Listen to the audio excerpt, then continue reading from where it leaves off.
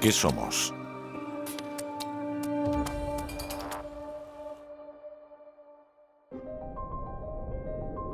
¿Qué es la realidad?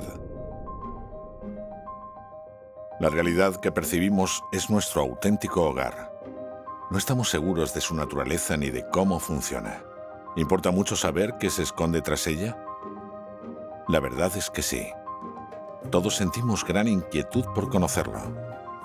Nuestros sentidos se encargan de mostrarnos un mundo material que vemos, oímos y tocamos. Nosotros mismos formamos parte de él. Nos notamos constituidos por una materia que nos sostiene, reconforta o duele. Pero nuestra realidad no es solo material. También percibimos en ella entidades inmateriales. Surgen en nuestro interior y nadie más las percibe si no las comunicamos. Así amamos, odiamos, ambicionamos, reflexionamos, imaginamos, aprendemos, diseñamos o inventamos.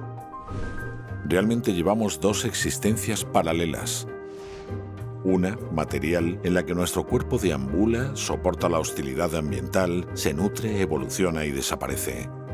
Y otra espiritual, cargada de ilusiones, sentimientos, recuerdos, ciencia e inquietudes. ¿Cuál es la más importante de las dos? ¿La realidad material que permite la subsistencia y conlleva la muerte de ambas cuando fracasa? ¿O la espiritual, débil como un suspiro, pero temible cuando se lo propone? Una ambición puede exterminar sociedades enteras. Los investigadores han centrado su interés exclusivamente en la materia y han catalogado al espíritu despectivamente y sin mayor rigor como subproducto de la química. Somos protagonistas de un libro infinito. ¿De qué está hecha la materia? De poca cosa. Todo está constituido por un enjambre de partículas minúsculas que se mueven en un gran vacío. Solo las hay de tres tipos: electrones, protones y neutrones. Si tuviera en los ojos un inmenso microscopio, no encontraría en el rostro amado más materia que la de ellas.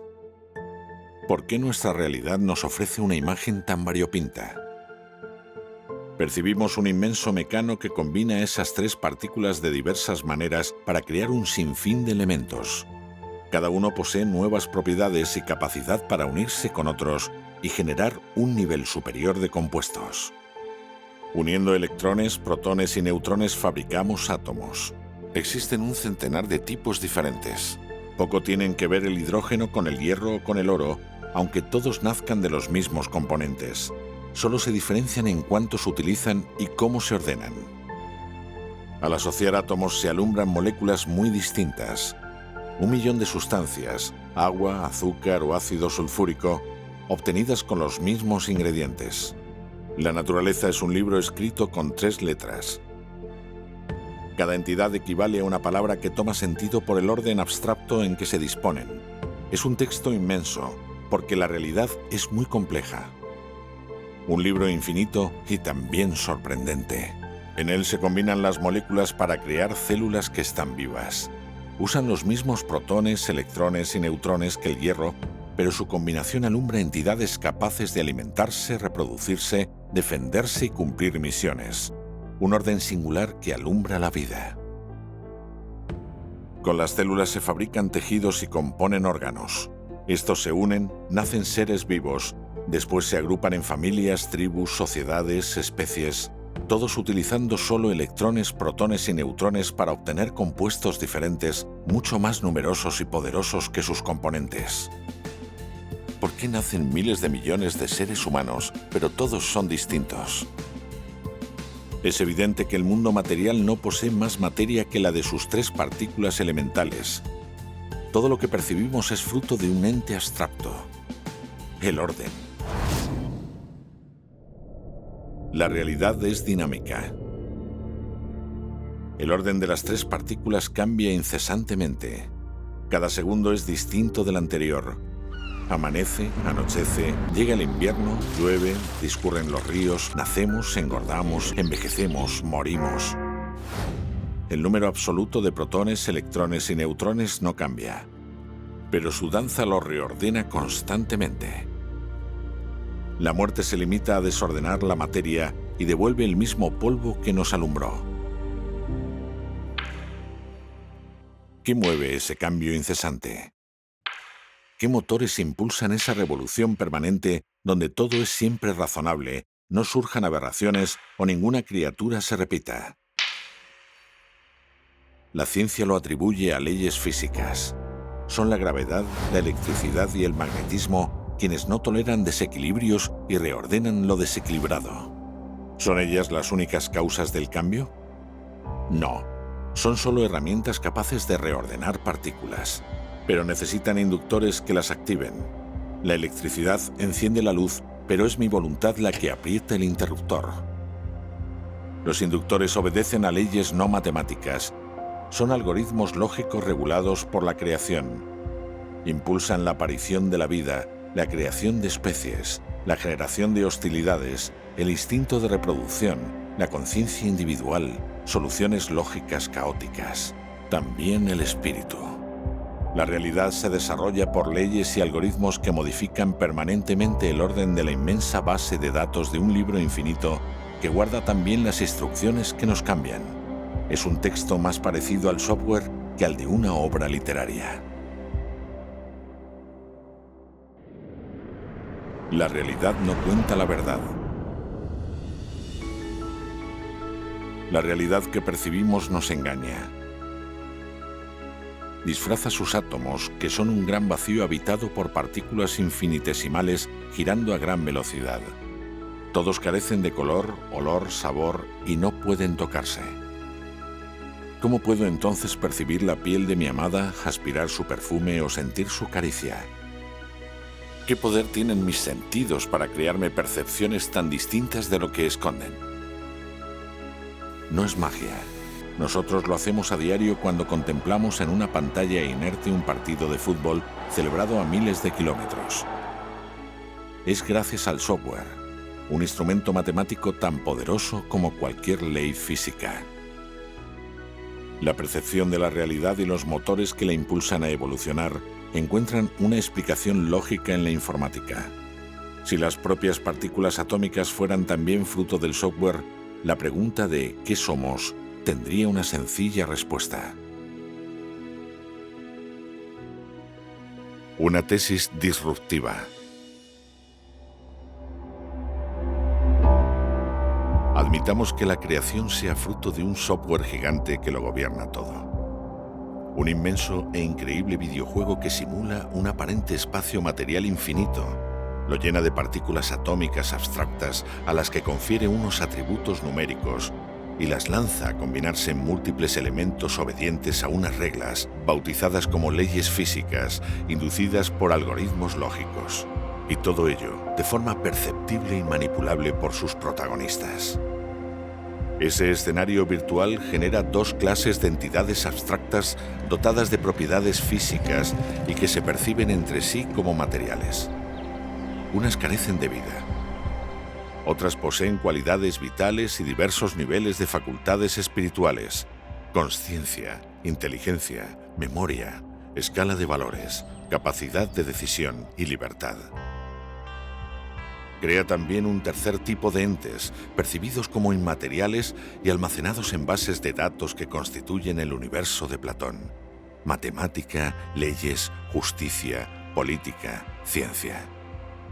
Gracias a la interacción entre atributos y leyes físicas, los cuatrillones de partículas, percibidas como si fueran materiales, se enlazan para combinarse en nuevos programas informáticos que alumbran átomos, moléculas, gases, líquidos, sólidos, células, órganos, tejidos y seres vivos. La naturaleza se ve repleta de entidades abstractas que se perciben, interfieren, reaccionan y evolucionan. Viven una realidad material fabricada informáticamente muy distinta a su razón de ser profunda. Las reglas programadas que rigen la existencia son de dos tipos: ecuaciones físicas que corrigen desequilibrios entre variables numéricas y algoritmos lógicos que regulan la evolución, las especies y los espíritus individuales para impulsar a los actores de la existencia a comportarse y relacionarse.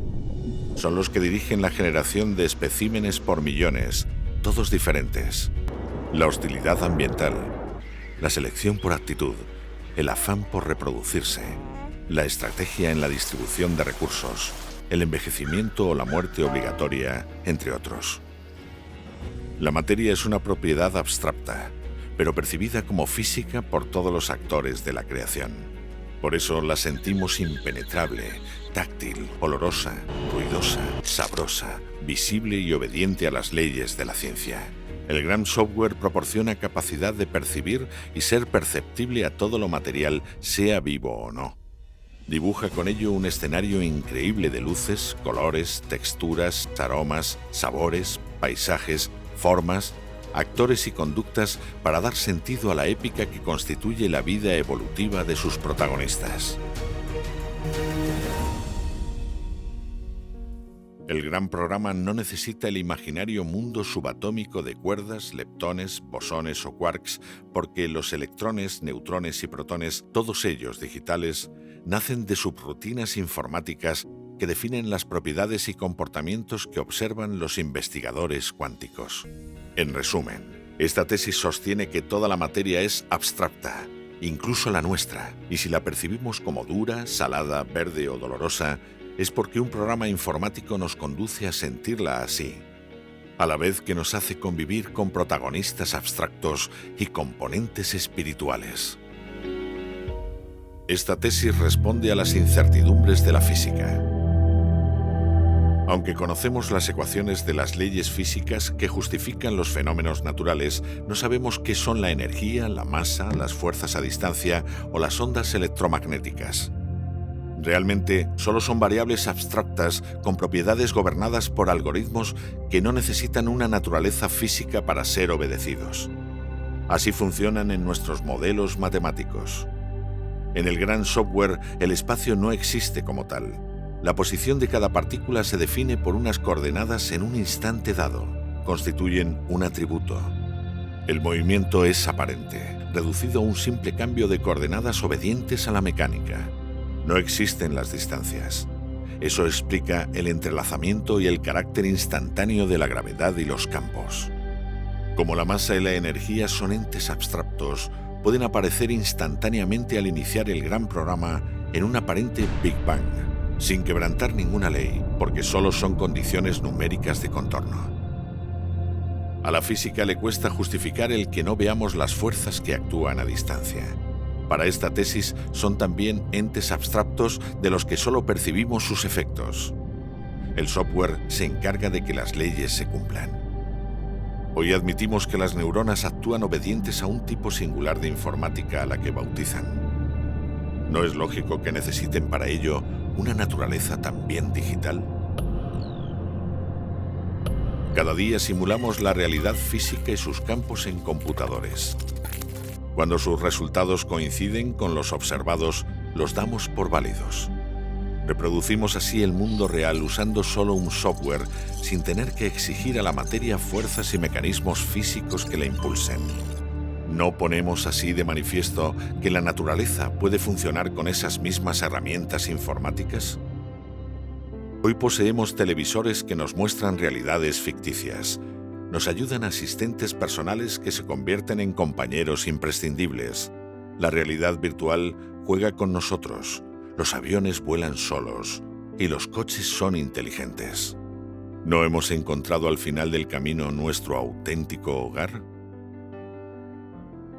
Una tesis que justifica el espíritu. ¿Es posible que yo sea digital? ¿Cómo gozo de libertad si obedezco ciegamente a unas líneas de programa? Porque una decisión personal puede destruir miles de vidas. ¿Dónde reside mi alma? Jamás hemos sabido explicar su naturaleza y ubicación. Solo sabemos que el espíritu es la cualidad que permite a un ente abstracto denominado mente alumbrar ideas, sentimientos, descubrimientos e inquietudes. Pero todo eso puede ser también fruto del software. Basta con un programa que otorgue esas cualidades y gestione su influencia en el resto de la creación. El espíritu está sustentado así en un programa que desarrolla la consciencia y otorga una inteligencia capaz de percibir, memorizar, recordar, priorizar, decidir y ordenar. También integra la memoria y el saber en una inmensa base de datos. Goza de libertad para elegir apoyado en una escala de valores evolutiva y caótica con componentes aleatorios. Y es capaz de modificar los entes materiales porque son también abstractos y obedecen a las instrucciones del software. ¿En qué parte de nuestro cuerpo percibido como material se ubicaría ese espíritu? Probablemente en una nube abstracta, igual que la de nuestros teléfonos, capaz de contener nuestra mente. A ella accederíamos mediante antenas virtuales radicadas en nuestras neuronas. En ella se almacenarían los ceros y unos que definen el software espiritual y constituyen las partículas sutiles que intuyó Epicuro. Hoy estamos cerca de programar modelos similares. Los científicos que se interesen por la naturaleza digital de la creación comenzarán simulaciones, el desarrollo de una nueva inteligencia artificial y la comprensión de cómo funciona el alma, nuestro yo espiritual. Inconscientemente hemos iniciado ya ese camino. Cada día creamos nuevos autómatas virtuales, entornos de realidad aumentada y videojuegos que simulan la existencia de forma asombrosa. También manejamos infinidad de artefactos usando un lenguaje abstracto al que obedecen ciegamente. Y controlamos el saber humano en un cerebro global de la especie al que llamamos red. El coche inteligente percibe ya el mundo real y toma decisiones trascendentes en función de una escala de valores. Se detiene ante un semáforo en rojo, te conduce al destino deseado, respeta las reglas de tráfico, percibe a otros vehículos, evita colisionar con ellos y es capaz de estrellarse con tal de salvar una vida. Incluso habla con el pasajero, le informa, enseña, entretiene y riñe si se porta mal. El coche autónomo no posee un yo consciente que le haga soñar con ganar una carrera, pero muy probablemente lo tendrá dentro de nada. Una tesis trascendente. El hombre digital es una criatura totalmente verosímil y más fácil de entender y justificar que hacerlo depender de un puñado de átomos capaces de ordenarse a sí mismos sin otro criterio que un electromagnetismo abstracto e imperceptible. No debemos sentirnos decepcionados por ser hijos de un programa informático en lugar de estar manipulados por partículas atómicas sin inteligencia. A efectos prácticos, nuestra realidad auténtica es la subjetiva que percibimos. Pero nuestra naturaleza profunda se entiende mejor desde una propuesta abstracta que desde la creencia en el poder milagroso de los electrones o sus parientes. No es fácil rebatir estos argumentos. Resuelven las incongruencias de la física y se ven cada día más consolidados con la explosión del mundo digital del siglo XXI. Aportan también algo trascendente en su respuesta a qué somos. La materia no existe, es solo una percepción. Tanto los seres humanos como la naturaleza donde habitan son entes abstractos en permanente transformación. Nacemos, crecemos, envejecemos y morimos. Pero el alma es distinta, permanece incólume acumulando recuerdos, vivencias y sentimientos. Ella es un espíritu puro permanente y por tanto puede ser eterna.